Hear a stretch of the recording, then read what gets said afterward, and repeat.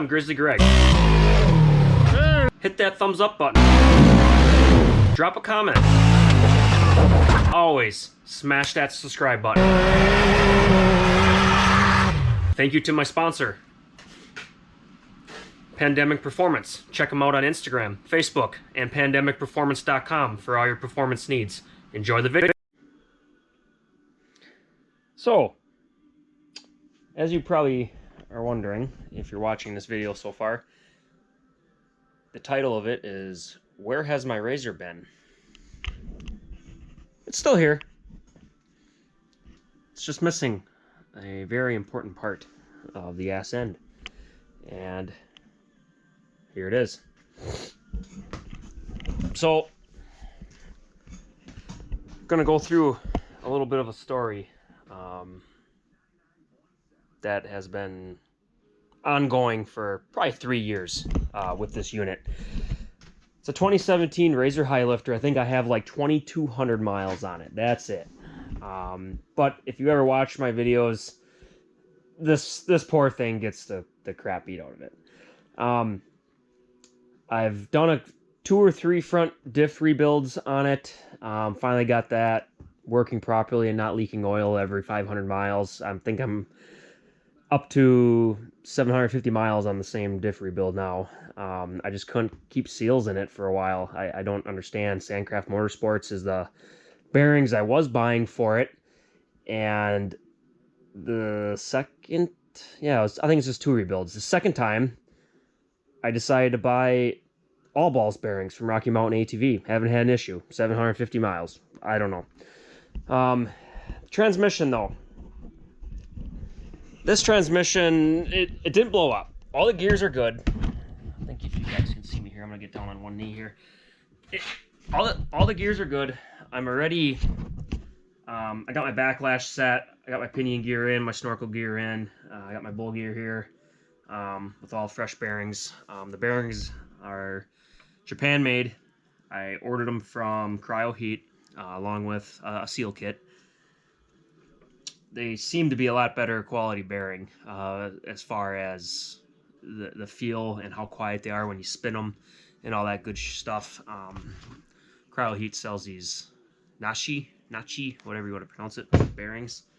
I basically went on Razor Nation's Facebook page, typed in Razor Rebuild, and the first 50 comments of people commenting on what bearings to order were either Cryo Heat or Sandcraft. And since my previous experience with Sandcraft Motorsports wasn't good, I'm not saying their bearings are bad. Maybe I installed them wrong or did something wrong, but I just didn't have luck with them. So I wasn't going to keep spending big money on Sandcraft bearings, for my front diff.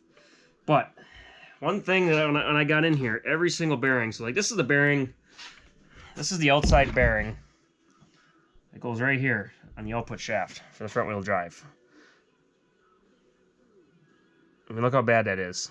So what started that is this seal about 400 miles ago started leaking real bad. Like, I would go down the street and I'd have 2 tablespoons of oil on my drain pan. So I pulled the seal in the machine and replaced it in the machine. Got about 450 miles on it. Here it is, leaking again.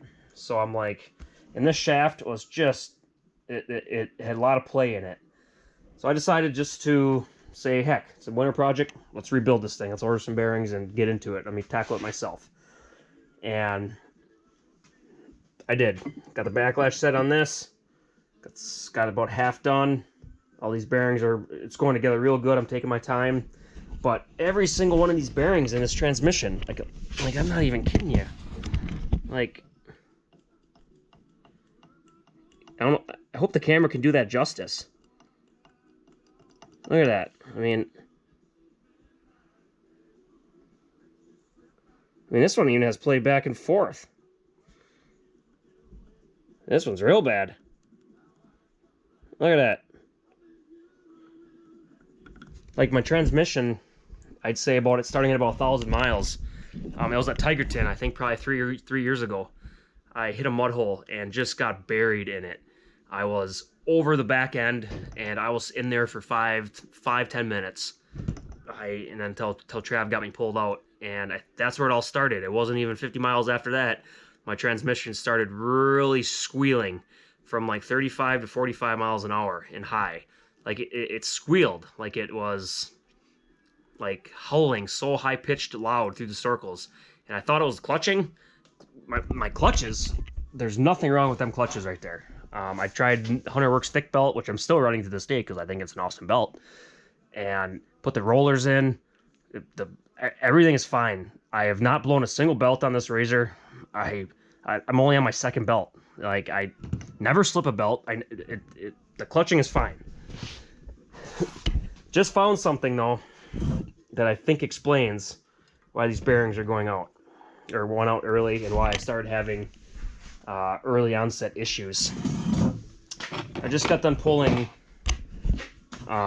This is the shaft that the secondary clutch sits on. This is the shaft that has all the gear selectors on it, and this is just an idler. But to get that out, you got to pull this cover off. And in here is all your shifting pawls and stuff. This thing right here slides on there, and this is what your shifting cable goes onto. That's your shifting sensor. Pull this cover. Nine kidding ya, I'd say about equal right here. This whole part right here was covered. It was full. It was a big pile of sandy sludge. So, more than likely, when I was buried that day, I'm not saying it was just that day, but that was the only day that I was actually buried for an extended period of time underwater in a very sandy environment, sandy mud hole. But I think sand slipped either by the O-rings that are in there. So there's an O-ring that sits right here, and an O-ring that sits somewhere else. I forget what other shaft it sits on. I thought there's two O-rings. Where's the other one? Oh, on the shift drum. There's an O-ring right here. I'm wondering if one of them O-rings leaked or if this gasket maker leaked. But looking at the gasket maker pattern here, it all looks pretty good. I mean, there's a little bit. Set the camera down here. A little bit of no gasket right here, but that could have been just when I popped the cover off. You know what I mean? But otherwise, it's a pretty nice thick bead around this cover.